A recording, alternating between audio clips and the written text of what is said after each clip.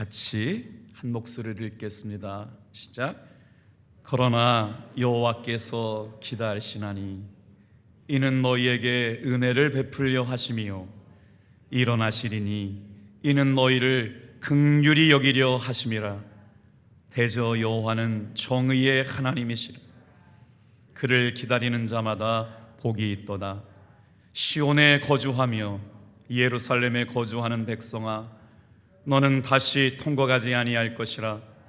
그가 내 부르짖는 소리로 말미암아 내게 은혜를 베푸시되 그가 들으실 때 내게 응답하시리라. 아멘.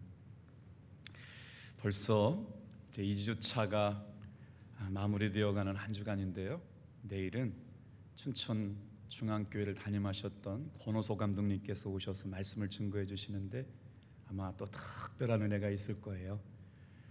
주말에는 함께 나오지 못했던 우리 자녀들, 또 가족들, 속회원들 독려하셔서 함께 모여 큰 은혜 받기를 축복합니다. 우리에게 가장 큰 소망이 있다면 무엇일까요?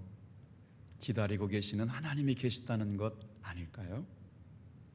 이사야 30장에는 이스라엘의 암울한 역사가 전개되고 있습니다.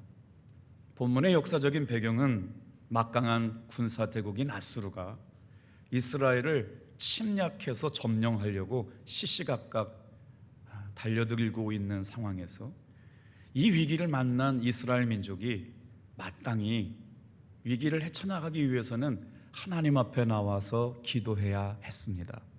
그런데 말이에요, 이스라엘 민족을 지도하고 있었던 영적인 지도자들, 정치 지도자들이 생각을 한 게 뭐냐, 이 위기를 타개하기 위해서 생각해낸 것이 뭐냐면 강대국이었던 애굽의 힘을 빌리기 위해서 애굽으로 찾아간 겁니다. 아수르라고 하는 강력한 군대가 찾아오니까 정치의 균형을 맞추고 국가 간의 견제와 균형을 통해서 자신들의 삶을 보존받기 위해서 여러분 어디로 찾아가느냐? 애굽에 찾아가서 도움을 구하는 맥락에서 나온 말씀이에요. 어떻게 보면 약소국가였던 이스라엘이 선택할 수밖에 없었던 탁월한 선택이라고 얘기할 수 있었겠지만 여러분 한번 잘 생각해 보세요. 이스라엘 백성은 애굽으로 돌아가면 안 되는 거였습니다. 하나님의 선택받은 백성이 약속의 땅에 들어왔잖아요. 젖과 꿀이 흐르는 가나안 땅에 도착했으면 말씀대로 믿음대로 기도하며 살아갔어야 되는데 전쟁의 위기 앞에서 이들은 바로 애굽으로 돌아가서 애굽에게 도움을 구합니다. 자, 이때 하나님께서 이사야 선지자를 통해서 뭐라고 말씀하시나? 이 패역한 자식들아. 얼마나 하나님께서 화가 나셨냐면 그들에게 말씀하실 때 이 패역한 자식들이라고 이사야 선지자를 통해 말씀하시는데, 이제 그때 이사야 선지자가 등장해서 하나님의 심정이 담긴 말씀을 선포하는 것들이 오늘 본문 말씀인데, 본문에는 담지 못했지만 위에 있는 13절 말씀을 한번 하나님의 심정을 담아서 읽어볼게요. 시작. 이 죄악이 너희에게 마치 무너지려고 터진 담이 불쑥 나와 순식간에 넘어짐 같게 되리라 하셨은즉. 이때 이사야 선지자가 와가지고 외치는 거예요.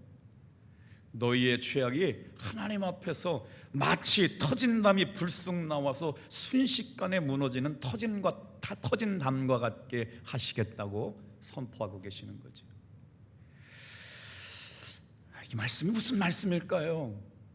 교회는 잘 다닙니다. 예수는 믿는 것 같고 교회 안에 와 있는데 입술로는 하나님을 공경하지만 그들의 마음에서는 하나님을 떠난 걸 지적하고 있는 거예요.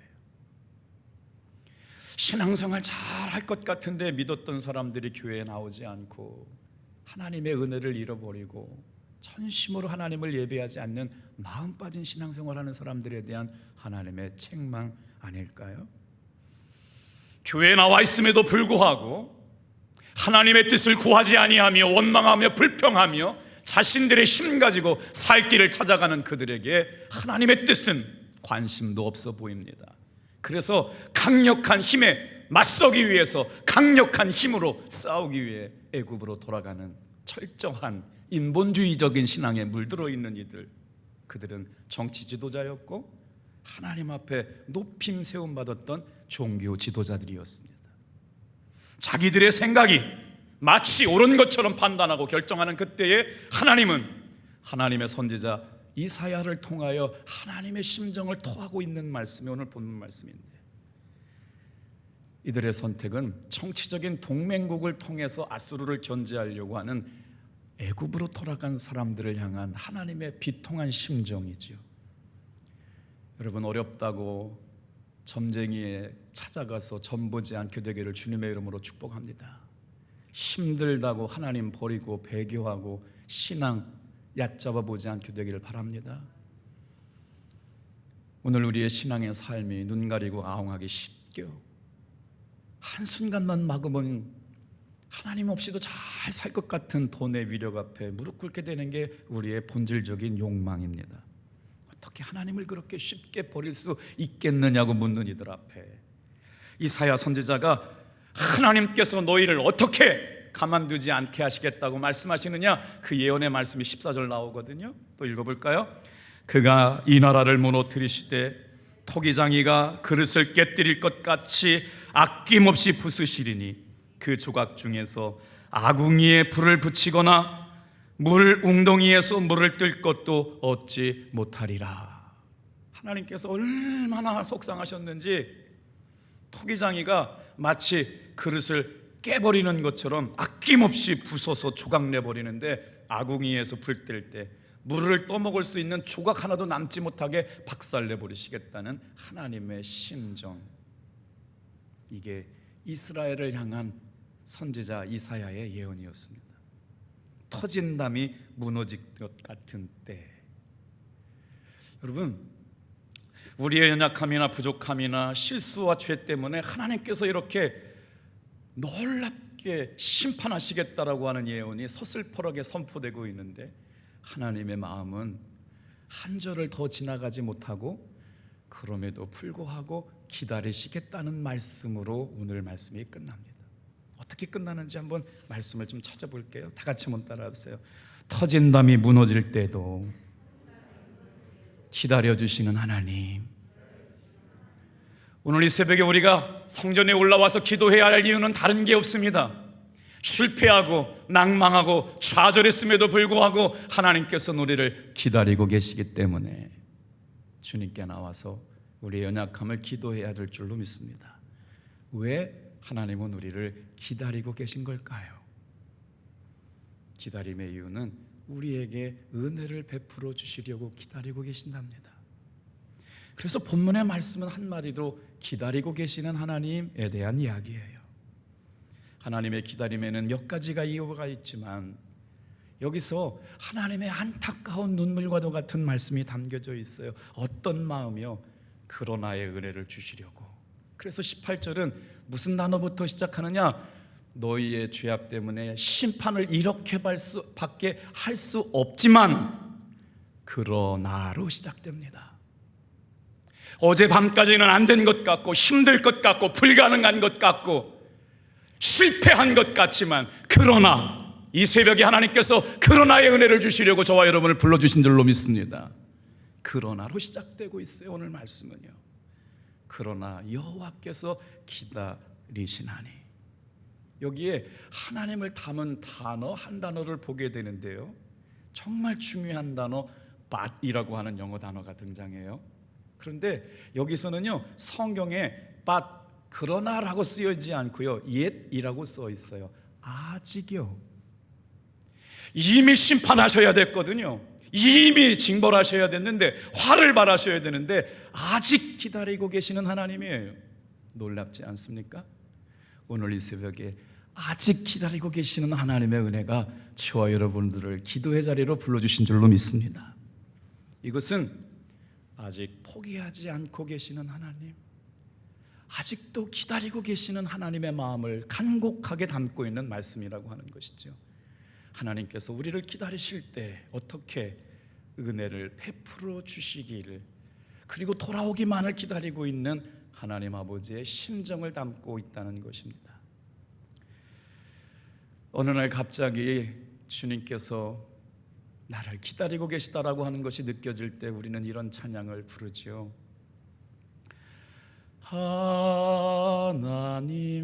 하나님께로 더 가까이 갑니다. 고통 가운데 계신 주님,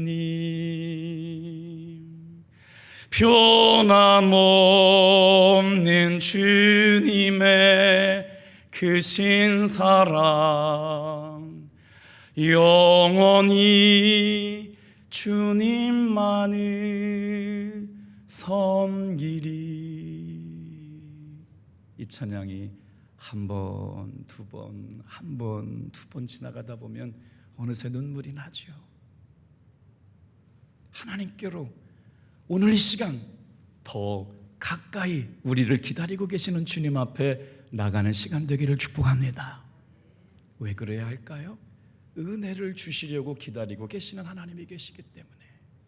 이 새벽은 다른 게 아니에요. 하나님께로 더 가까이 나가는 시간 되길 바라요. 말씀을 읽다가 은혜되는 단어들을 한 구절에 꽂히면 그 말씀이 하루를 살아가는 힘이 되죠. 기다리시는 하나님. 인생을 살다가 도망갈 데가 없겠다라고 하는 막다른 골목에 다다랐다는 것을 알게 될 때 우리는 어찌할 바 몰라 하죠. 저도 그랬던 순간들이 한두 번 있었습니다. 도저히 제가 할 수 있는 일이 하나도 없게 되어가지고요, 도망가야 되는데 사람에게 도망간다고 문제가 해결되지 않아서 정말 막다른 골목 앞에서 어쩔지 몰라 하는 낭떠러지 앞에 위에 서 있는데 한 발을 내딜 수 없는 절박함을 간직한 채 강단에 엎드려서 기도하게 하셨던 때가 있었거든요. 지나오고 나니까 어떻게 살아왔는지 참 감개가 무량하지요. 오늘 이 시간을 지나가면서 밤잠을 이루지 못할 마음만큼 괴로움으로 오늘 새벽을 지낸 분이 계신가요? 왜 하나님께서는 우리를 이 새벽에 나오게 하시느냐? 삶의 고난 앞에서 처참하게 내가 할 수 있는 것은 피명을 지르는 거예요. 내가 할 수 있는 것이라고 하는 것은 그거밖에 할 수 없었기 때문에 주여,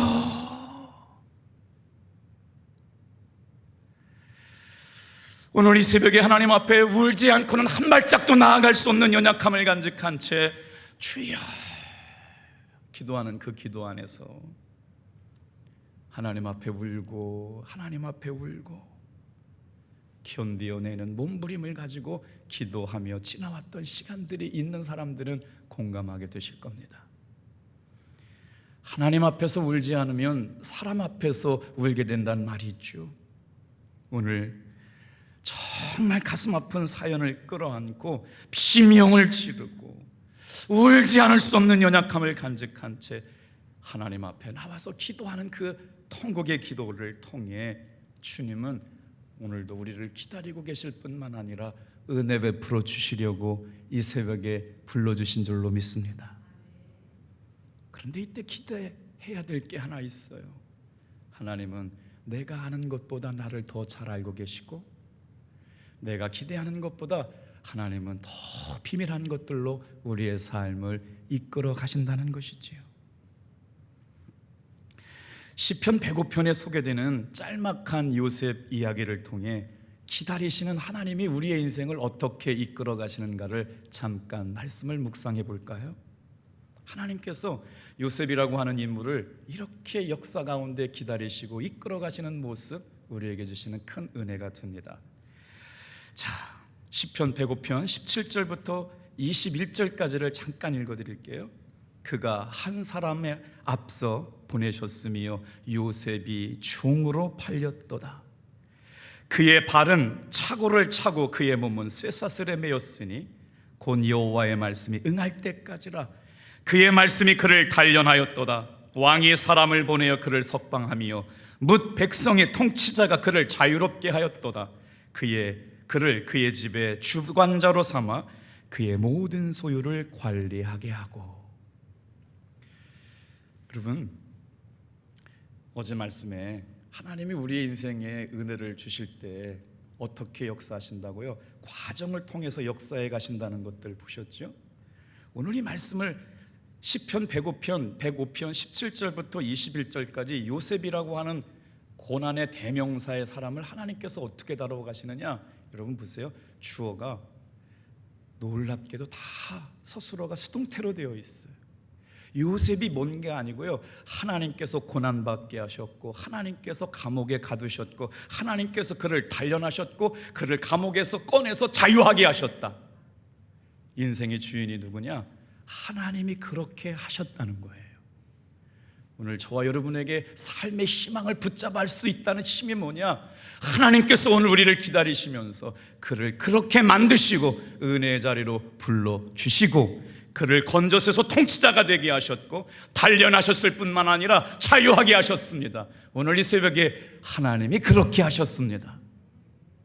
이게 우리가 오늘 붙잡아야 할 은혜예요. 여러분, 내 인생의 주권이 내게 있지 않아요. 하나님께서 그를 노예로 팔려가게 하셨을 뿐만 아니라, 감옥에 갇히게도 하셨을 뿐만 아니라, 통치자가 되게 하셨을 뿐만 아니라 자유자가 되게 하셨다라고 하는 것은 하나님의 손에 붙들려 살아가는 인생 이야기. 오늘 저와 여러분의 인생은 하나님이 다스리시고 통치해 가시는 인생이기에 저와 여러분은 주님을 기다려야 합니다. 전부 수동태예요. 자기의 비전을 가지고 따라갔던 것이 아니라 구체적인 하나님의 개입하심으로 말미암아 순종하고 따라가게 되었다는 것이죠. 그리고 나서 제가 성경을 읽다가 가장 처음으로 눈물을 흘렸던 때가 바로 창세기 48장 8절이었거든요. 제 위로 형들이 많아가지고요, 가끔씩 형들한테 얻어 터졌거든요. 그래가지고 막내 된 게 얼마나 억울한데요, 성경을 읽다가 세상에 요셉이 총리가 돼가지고 형들이 양식 구하러 와가지고 요셉이 딱 버티고 있는데 이 말씀이 나오는 거예요. 그런즉 나를 이곳에 보내신 것은 당신들이 아니요 하나님이십니다. 나는 왜 이 말씀을 읽다가 막 눈물이 얼마나 났는지 몰라요. 요셉이 꼭 나같이 느껴졌던 것 같아요. 여러분 느껴지세요? 삶의 고난 앞에서도 하나님이 그렇게 하셨다라고 하는 걸 깨닫고 나니까, 형님들 두려워하지 마세요. 무서워하지 마세요. 내가 오늘 종으로 팔려오고 노예로 팔려오게 하신 것은 하나님이십니다 라고 하는 자각을 통해서 하나님의 주권 아래 있는 삶을 살아가게 되는 한 믿음의 주인공을 발견하게 되지요. 우리 인생에서 일어나는 모든 고난의 문제 앞에서 누구는 쉽게 지나가는 것 같은데, 누구는 보다 감당할 수 없는 어려움을 당하지 않고 지나가는데, 제가 강원도 있을 때 목회를 어렵게 할 때 왜 그렇게 목회가 어려운지 말이에요. 많이 울고 많이 배고프고 10,000원 한 장이 없어가지고 애들이 통닭 먹고 싶다는데 통닭을 못 사주는 제 마음속에 참 마음에 응어리가 좀 있었어요. 그런데 왜 이렇게 신학생 전도사는 가난해야 되나? 그럼에도 불구하고 그 시절을 잘 지나고 나서 건축을 하는데 2번 건축했거든요. 돈이 없어가지고 그냥 얼마나 많이 울었는지 몰라요. 그래서 성전 건축한 목사들의 그 고생을 통해서 교회는 목사의 눈물이다라고 하는 별명이 붙어질 정도로. 그런데 오늘 여러분, 예수님께서 고난받으신 이야기를 통해서 예수님은 하나님이신데도 불구하고 외면당하고 조롱당하고 고난받으시고 죽었다. 근데 오늘 이 비밀에 담겨져 있는 말씀을 볼까요? 히브리서 5장 8절 9절은 같이 읽겠습니다. 시작. 그가 아들이면서도 받으신 고난으로 순종함을 배워서 온전하게 되셨은즉 자기에게 순종하는 모든 자에게 영원한 구원 근원이 되시고. 오늘 이 말씀에 좀 보세요. 고난으로 순종함을 배워서 온전하게 되셨으니 자기에게 순종하는 모든 자에게 영원한 구원의 근원이 되시고. 오늘 저와 여러분들이 붙잡아야 할 분은 우리 주 예수 그리스도이신 줄로 믿습니다. 그런데 누가복음 24장 17절 말씀에 오늘을 살아가고 있는 우리들에게 고난받는 이유를 이렇게 설명하세요. 한번 같이 읽어볼게요. 시작. 예수께서 이르시되 너희가 길 가면서 서로 주고받고 하는 이야기가 무엇이냐 하시니 두 사람이 슬픈 빛을 띠고 머물러 서더라. 예수님을 메시아로 알았어요. 정치적인 메시아로 알았어요. 해방자로 알았어요. 그런데 그 메시아가 세상에 죄인의 형태를 지고 죄인의 모습으로 죽어버리셨어요.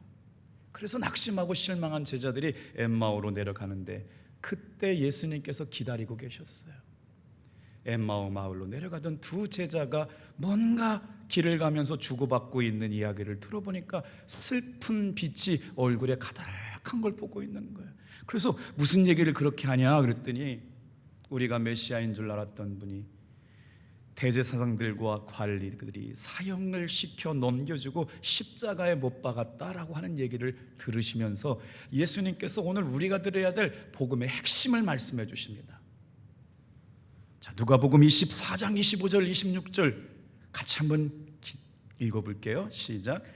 이르시되 미련하고 선지자들이 말한 모든 것을 마음에 더디 믿는 자들이요 그리스도가 이런 고난을 받고 자기의 영광에 들어가야 할 것이라고 하지 아니하느냐 하시고. 여러분, 여기에 복음이 담겨져 있어요. 예수님께서 십자가의 고난을 당하시고 죽으신 것은 하나님의 영광의 자리로 올라가신 것인데요, 예수님께서 영광의 자리로 들어가신 것처럼 예수 믿는 우리들을 통해서 예수님이 들어가신 그 영광의 자리로 우리를 인도해 가시려고 하신 것 때문에 십자가를 지신 것을 어째까지 미처 깨닫지 못하겠느냐, 어리석은 이들아, 이렇게 깨달아지면서 영의 눈이 열려지게 되는 거거든요. 고통 가운데 기다려주시는 하나님이 오늘 말할 수 없는 삶의 연약함을 간직한 채 살아가는 우리들에게 들려주시는 위로의 말씀, 나를 하나님의 영광의 자리로 이끌어 가시려고 나를 고난의 자리에 내버려 두셨다는 진리입니다. 그러면 견뎌낼 수 있는 힘이 생기지 않을까요? 나만 고생하는 것 같고, 나만 고난받는 것 같고, 나만 힘들어하는 것 같은데 그 고난 가운데 십자가에 못 박힘을 당하시고 사형 판결을 넘겨주셨는데 예수님이 그 고난을 받으시고서야 자기의 영광의 자리에 들어가게 하심을 알게 하셨다. 사랑하는 성도 여러분, 고난의 때에 기다리고 계시는 주님을 가까이 하시는 여러분 되기를 축복합니다. 그래야 하나님의 영광을 보는 사람이 된다는 것이죠. 세 번째 말씀 읽고 마칠게요. 시작. 기다려 주심은 응답을 주시기 위해서입니다. 오늘 하나님께서 우리를 어떻게 기다려 주시느냐? 여호와께서 기다리신다. 기다리시는 이유는 은혜를 베풀어 주시기 위해서다. 자, 그러면서요 이렇게 말씀하세요. 하나님이 일어나시리니 이는 너희를 긍휼히 여기려 하심이라. 이 새벽에 우리가 기도할 때 하나님께서 일어나셔서 우리를 긍휼히 여겨주시리라고 말씀하심을 붙잡고 기도하길 바랍니다. 하나님을 기다리는 자에게 복이 있으리라고 말씀하시는 거예요. 그래서 기다리시는 하나님 앞에 오늘 우리는 하나님을 가까이 하는 마음의 결단이 있어야 된다는 것이죠. 하나님께서 일어나신다라고 하는 것은 내 삶의 연약함을 다 해결해 주시겠다는 말씀이에요. 자, 한번 19절도 한번 읽고 마쳐요. 같이 읽겠습니다. 시작. 시온에 거주하며 예루살렘에 거주하는 백성아, 너는 다시 통곡하지 아니할 것이라. 그가 내 부르짖는 소리로 말미암아 내게 은혜를 베푸시되 그가 들으실 때 내게 응답하시리로다. 통곡의 순간들을 지나가게 하셨어요. 고난의 때를 지나가게 하셨어요. 마치 혼자 나만 이런 고난 당하는 것 같은 때를 지나가게 하셨는데 하나님께서 말씀하시는 것이에요. 전쟁의 위기 앞에 있는 이스라엘 백성들에게 마치 하나님을 잊어버린 채 패역하고 배신하는 민족을 향해서 하나님은 채찍에 칼을 들을 수밖에 없었사오나 들어오기만 하면, 회개하기만 하면, 아버지께로 기다리시는 주님께 가까이 하기만 하면, 이사야 선지자가 얘기하는 거예요. 너희는 다시 통곡하지 아니하리라. 너의 부르짖는 기도 소리를 내가 들었다. 아침마다 통곡의 소리가 우리 가운데 들리지 않습니까? 심장 속 깊은 뼈가 녹는 창자가 끊어지는 것 같은 기도의 소리로 통곡하는 기도의 소리가 우리 강단에서 또 우리 성도들의 삶의 연약함 가운데 드러나고 있을 때 오늘 이 말씀 위로받았으면 좋겠어요. 너는 다시 통곡하지 아니하리라. 너의 부르짖는 소리로 말미암아 너에게 은혜를 베풀어 주시리니 그가 들으실 때 너에게 응답하시리라. 오늘 통곡의 기도의 시간을 지나가고 절체절명의 위기의 순간 어찌할지 몰라 하는 이들을 통하여 하나님께서는 부르짖는 기도 소리를 들으시고 응답을 준비하신다. 통곡하지 않는다는 말이 뭘까요? 더 이상 울지 않게 됐다는 말씀이죠. 하나님께서 문제를 해결해 주셨다는 거예요. 위로와 평안을 주시겠다는 말씀입니다. 우리의 삶의 모든 순간에는 기도가, 기다림이 필요합니다. 한 소년이 큰 사고로 인해서 수술을 제대로 받지도 못한 채 임종을 맞이하게 되었습니다. 죽기 전 병원 목사님을 불러달라고 급하게 요청한 후에 마지막 기도를 받고 그 아이는 이름과 주소가 적힌 종이 한 장을 주면서 원목 목사님께 부탁했답니다. 목사님, 제가 죽으면 이 소식을 꼭 이 선생님께 전해주시길 바랍니다. 암흑에는 그리스도인으로 죽었다고 말입니다. 그래서 원목 목사님이 그 소년이 적어준 내용의 편지를 그 주소로 보내줬대요. 그리고 나서 얼마 뒤에 그 편지를 받은 분으로부터 답장이 왔답니다. 답장을 써주신 분은 그 교통사고로 죽은 어린아이가 다니는 교회학교 선생님이었대요. 그가 이렇게 보낸 편지의 내용은 이렇습니다. 저는 교회에서 오랫동안 아이를 가르쳐 왔지만 확신이 없었습니다. 아이들은 제 말을 듣는 것 같지도 않았고 아이들은 어린 시절에 그냥 교회 한 번쯤 놀러 다니는 것으로 끝나고 만다라고 생각했기에 도중에 믿지 않는 아이들이 너무나도 많아서 저는 낙심하게 되었습니다. 제 자신이 스스로 나는 무능하고 나는 한심해서 더 이상 교회학교 교사를 감당할 수 없어서 교사직을 내려놓았습니다. 그런데 오늘 이 편지를 받고서야 저는 다시 교회학교 교사 일을 시작하게 되었습니다. 아이들을 가르치는 일은 결코 헛된 일이 아니라고 하는 사실을 알았기 때문입니다. 제가 너무 조급하고 기다리지 못해서 너무 쉽게 생각했던 것 같습니다. 사랑하는 성도 여러분, 오늘도 기다리고 계시는 주님의 은혜 보좌 앞에 담대하게 나와서 토설하시고 맡기시고 기도하시면서 새 힘 얻는 시간 되기를 축복합니다.